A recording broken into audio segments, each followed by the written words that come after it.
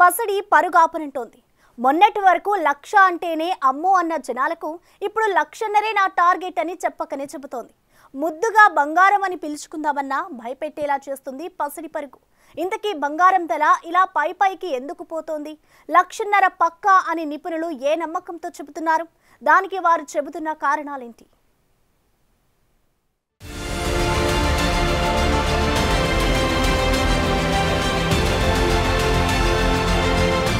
పలుకే బంగారమాయన అని ఊరికే అనలేదు పెద్దలు. బంగారానికి ఉండే విలువను అప్పుడే ఊహించారు.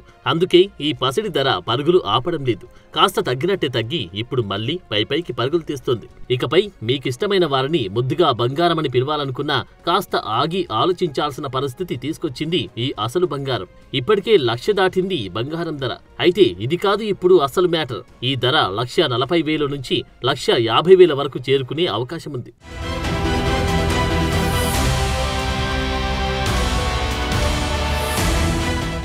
గోల్డ్ గత 30 రోజుల్లో 6,000కు పైగా పెరిగింది బంగారం ధర. ఆగస్టు 5న ₹1,00,000 ఉన్న 22 క్యారెట్ల బంగారం ధర సరిగా నెల రోజులు దాటిన తర్వాత 1,06,000కు చేరుకుంది. ఈ మధ్యలో 1,07,000ను కూడా టచ్ చేసింది. ఇక రీసెంట్ గా 1,08,000ను కూడా దాటేసింది. అయితే ఈ పరుగు అప్పుడే అయిపోలేదు. ముందు మరింత పెరగడం ఖాయమని చెప్తున్నారు నిపుణులు.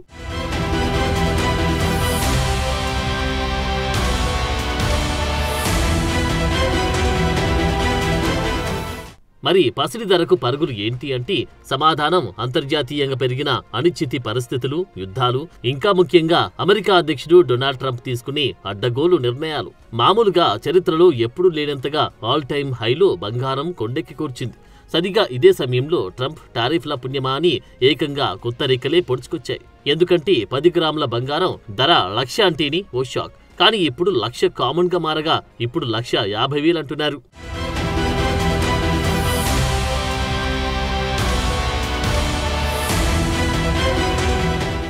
నిజానికి చాలా మంది జాతీయ అంతర్జాతీయ నిపుణులు బంగారం 1,00,000 దాటుతుందన్నారు. కానీ దానికి చాలా సమయం పడుతుందని ఊహించారు. కానీ అంత టైం కూడా ఇవ్వలేదు. సూపర్ ఫాస్ట్ గా టార్గెట్ చేరుకుంది. బంగారం ధర మరింత పెరగడానికి కొన్ని కారణాలు చెబుతున్నారు నిపుణులు.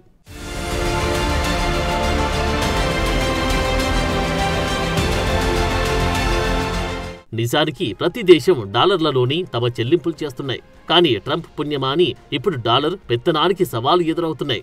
దీనికి ఆజ్యం పోసింది రష్యా ఉక్రెయిన్ యుద్ధం. ఈ యుద్ధం ప్రారంభం కాగానే అమెరికా తన అమ్ముల పొదిలోని తొలి అస్త్రాన్ని రష్యాపై ప్రయోగించింది.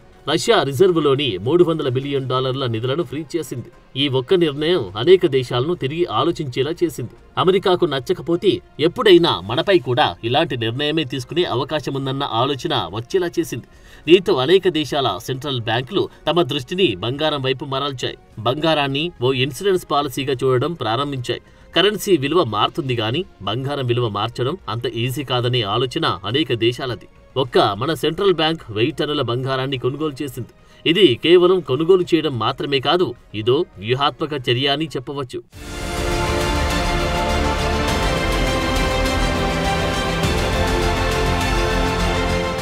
మన దేశంలో కూడా బంగారానికి ఉండే ప్రాముఖ్యత అంతకంతకు పెరుగుతుంది. ఈ ఏడాది జూలై, ఏప్రిల్ మధ్య జరిగిన లెక్కలను గమనిస్తే ఇన్వెస్టర్లు జూన్లో 2,000 కోట్లు, జూలైలో 1,256 కోట్లు బంగారంపై ఇన్వెస్ట్ చేశారు. ఏదో పండగల సమయంలో కొనుగోలు చేసినట్టు కాకుండా భారతీయ సంస్థలు ఇప్పుడు బంగారాన్ని ఓ అసెట్ గా చూస్తున్నారనేది దీన్ని బట్టి అర్థమవుతుంది.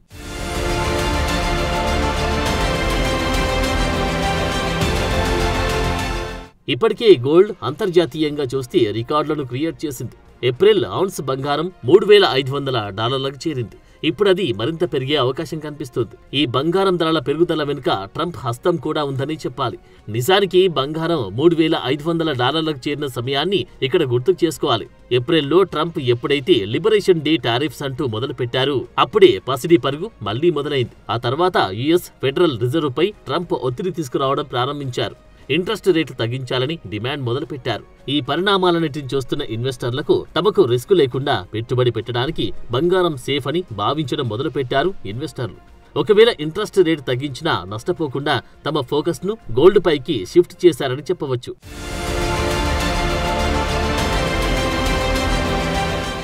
ఏ దేశ కరెన్సీ అయినా దాని విలువ తగ్గిపోతుందని తెలిసినప్పుడు ఆయా దేశాలకు ప్రత్యామ్నాయంగా అనిపించేది బంగారమే.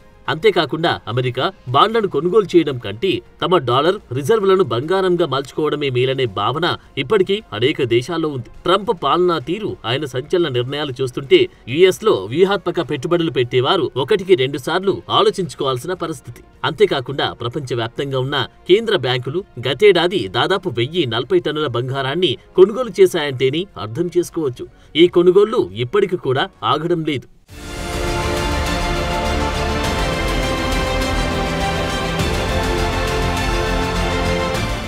బంగారం ధర పెరుగుతుందంటే ఇన్వెస్టర్లంతా వారి ఫోకస్ దానిపైనే పెడతారు. మరి ఇది ఎంతవరకు సేఫ్? నిజంగా ధర పెరుగుతుందన్న భరోసా భారీగా పెట్టుబడులు పెట్టొచ్చా? బంగారం ధర అలా పైకి వెళ్లడం ఎంతవరకు నిజం? గత అనుభవాలు ఏం చెబుతున్నాయి?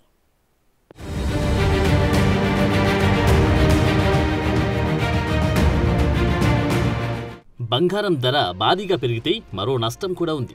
నిజానికి ఎప్పుడైతే బంగారం 1,00,000 మార్కు దాటిందో అప్పటినుంచి దేశీయంగా బంగారం కొనుగోళ్లలో డిమాండ్ కాస్త తగ్గింది. చాలా మంది తమ కొనుగోళ్లను కూడా వాయిదా వేసుకున్నారు. 1,00,000 దాటిన తర్వాత బంగారం ధర పడిపోవడం ప్రారంభించింది. దీంతో కొనుగోళ్లు కాస్త ఊపందుకున్నాయి. ఈ ధరల తగ్గుదల తాత్కాలికమా, దీర్ఘకాలం కొనసాగుతుందా అనే దానిపైన అప్పుడే సందిగ్ధత నెలకొంది. అంతర్జాతీయ మార్కెట్లలోని ఒడిదుడుకులు, దేశీయ డిమాండ్ సరళిని బట్టి బంగారం ధరలు మారే అవకాశం ఉంటుందని అందరికీ తెలిసింది. దీనికి తగ్గట్టుగానే మళ్లీ బంగారం ధర పెరుగుతూ వచ్చింది.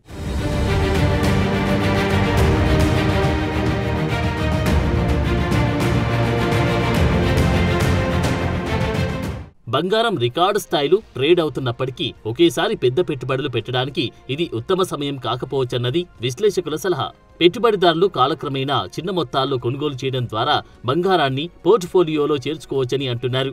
ఇక పెట్టుబడిదారులు ఖర్చులను నిర్వహించడానికి డిజిటల్ బంగారం లేదంటే ఈటీఎఫ్లలో ఎస్ఐపిల ద్వారా అస్థిరమైన కొనుగోలును ఎంచుకోవచ్చని కూడా చెబుతున్నారు.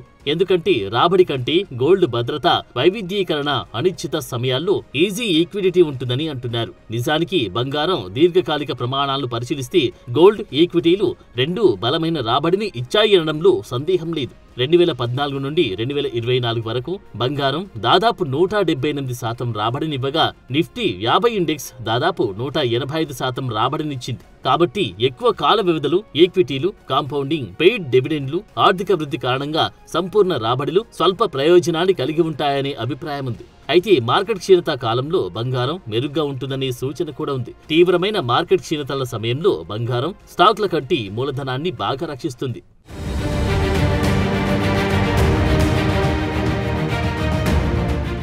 సాధారణంగా బంగారాన్ని స్టాక్స్ కంటే సేఫ్ ఇన్వెస్ట్మెంట్ గా భావిస్తారు. ఎందుకంటే ఇది ఆర్థిక అస్థిరత, ద్రవ్యోల్బణం సమయంలో విలువను నిలబెట్టుకుంటుంది, తక్కువ అస్థిరతను కలిగి ఉంటుంది. స్టాక్స్ అధిక రాబడిని అందిస్తాయి, కానీ మార్కెట్ హెచ్చుతగ్గుల కారణంగా ఎక్కువ రిస్క్ తో ఉంటాయి. అయితే బంగారం దీర్ఘకాలంలో స్టాక్స్ లాంటి అధిక వృద్ధిని ఇవ్వకపోవచ్చని నిపుణులు అంటున్నారు. ఇది ఏది సురక్షితం అనే క్వశ్చన్ కు సరైన సమాధానం చెప్పలేం.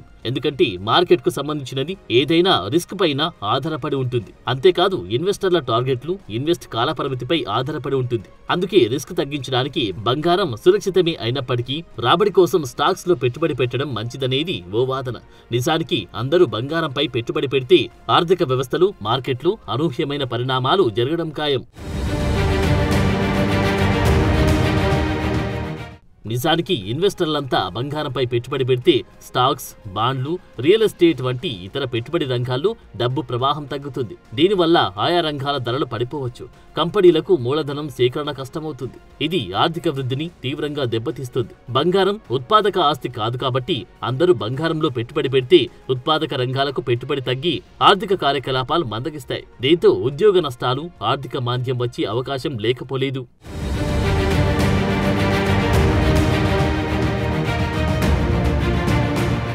ఇక్కడ మరో కోణం కూడా ఉంది. బంగారం ధరలు అతిగా పెరిగితే కూడా నష్టమే. మనం చెప్పుకుంటున్నట్లు కొనుగోలు తగ్గితే ఒక్కసారిగా ధరలు పడిపోయే అవకాశం ఉంది. ఇది ఇన్వెస్టర్లకు ఓ చేదు జ్ఞాపకాన్ని మిగిల్చుతుంది. దీనికి తోడు బంగారం అనేది ఓ లోహం.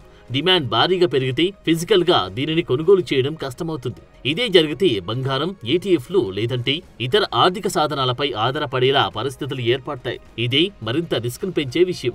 అందుకే తాత్కాలికంగా బంగారం ధరలు పెరిగినప్పటికీ ఆర్థిక స్థిరత్వం కోసం స్టాక్స్, బాండ్లు, బంగారం వంటి వివిధ ఆస్తుల మధ్య బ్యాలెన్స్డ్ గా ఇన్వెస్ట్మెంట్ చేయడం అవసరమంటున్నారు నిపుణులు.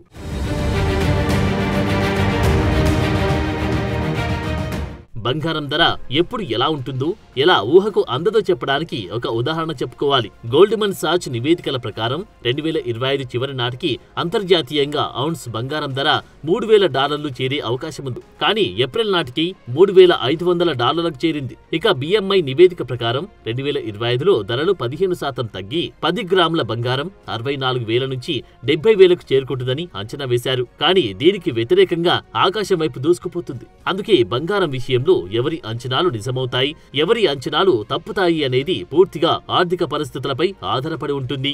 ఇప్పుడు మనం అనుకుంటున్న తులం బంగారం 1,50,000కు చేరే అవకాశం ఎంతైతే ఉందో తగ్గడానికి కూడా అంతే ఉంది.